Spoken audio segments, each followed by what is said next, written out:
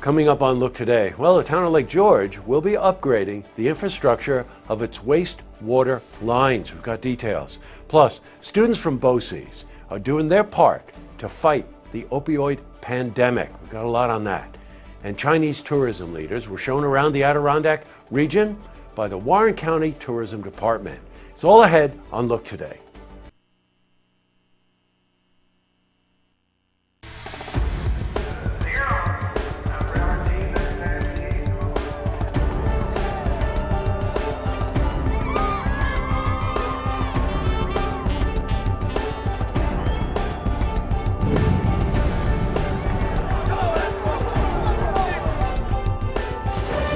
Welcome everyone, I'm Jay Hood Jackson and this is Look Today. Well, in tonight's program I sit down with Scott Hayden. He's the Executive Director of the Adirondack Folk School, and we're joined by Barbara Boughton. Now she's a basket weaving instructor at the school, and they're here to talk about the upcoming summer courses at the Adirondack Folk School. I also sit down with Dave Wick. He's Executive Director of the Lake George Park Commission, and we're joined by Jeff Brosna. He's on the board of trustees for the Fort George Alliance, and they're here to talk about the new offices that are being built for the Lake George Park Commission, as well as a new interpretive visitor center. Plus, we've got your weather for the Tri-North counties, but first, these headline stories. Well, in our lead story, the town of Lake George will be upgrading the infrastructure of its wastewater lines. Big issue. Well, New York State has awarded the town $343,000 as part of the Clean Water Infrastructure Act. Now, this comes after 2 years in a row where $1 Million Beach in Lake George had to be closed temporarily due to high bacteria levels. Now, the goal of the upgrade will be to reduce the amount of wastewater overflows and leakage, which, of course, harms the environment. Well, today we spoke with Supervisor Dennis Dickinson about this. It's a wonderful thing for us here in Lake George. We had a chance to get this money. It's $343,000. The Caldwell Sewer District, Lake George's sewer district, is a fairly underfunded district, and this is a great thing for us. And we hope to do a lot to further protection of the lake and, of course, the $1 Million Beach. In other news, well, we got more in a story we began telling you about a couple of weeks ago. This Saturday is the Tough Enough Obstacle Course Challenge. Now, it's a fundraiser for the Prevention Council in Saratoga.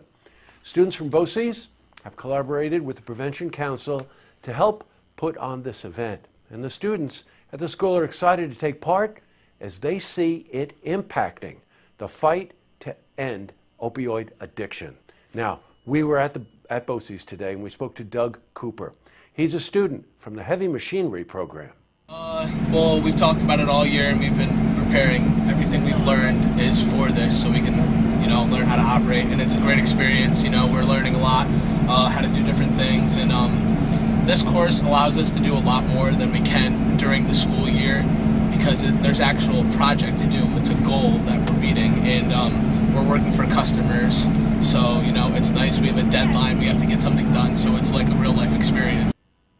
We also spoke with another student, Monica Espinoza. Now, she's from the Criminal Justice Program, about her participation in the event. Well, basically all we're going to do is just make sure everybody's safe at this event, make sure nobody gets hurt, and we're going to be having radios, and we will be communicating with the police and the paramedics just to keep everyone safe and in order. Switching from news to weather, well, looks like we're making up for the long winter right now. What a beautiful day. Sun, breeze, temperatures in the 80s. Let's see if it's going to hold up. For a more detailed look at our weather, let's head to the Glens Falls Weather Center for a look at your first forecast. Thank you, Jesse. I'm meteorologist Clarence Sponsor with your first look weather update on Look TV. We currently have the remnants of Alberto moving into parts of the Midwest. That system is going to merge with a frontal boundary, and it's going to move into southeast Canada. Then there'll be a warm front trailing behind it, and it could bring us showers and storms as we head towards late in the week and into the weekend. So for now, beautiful dry weather across much of the Capital District thanks to an area of high pressure. And see that stationary front going into a warm front on Thursday. That's our next troublemaker down the road. Mostly clear, 56, south wind about 5 miles per hour. As we take a look at our early morning hours forecast, 7 a.m. basically partly cloudy, then skies will thicken up as temps will rise into the mid-60s. We may see a few showers as we head towards later in the day with highs in the upper 70s. Beyond that, scattered storms and a more expected shot on Friday with a high of 82 degrees. And we'll see partly sunny skies for the most part over the weekend. Cooler, only lower to mid-70s for Saturday through Monday, and overnight lows comfortable around 50 degrees. That was your weather update on your first look weather on Look TV. I'm meteorologist Clarence Ponser. Now I send it back to you, Jesse. Thanks very much, Clarence. All right, back to the news. Well, over the weekend, Warren County Tourism Department hosted a group of Chinese tourism leaders. Show them around the Adirondack region. Now, the only places in New York any of the guests have visited before were Niagara Falls and, of course, New York City. Well, after this trip, there's hope that attract more Asian tourists to the region. Very cool. Up next, I sit down with Scott Hayden.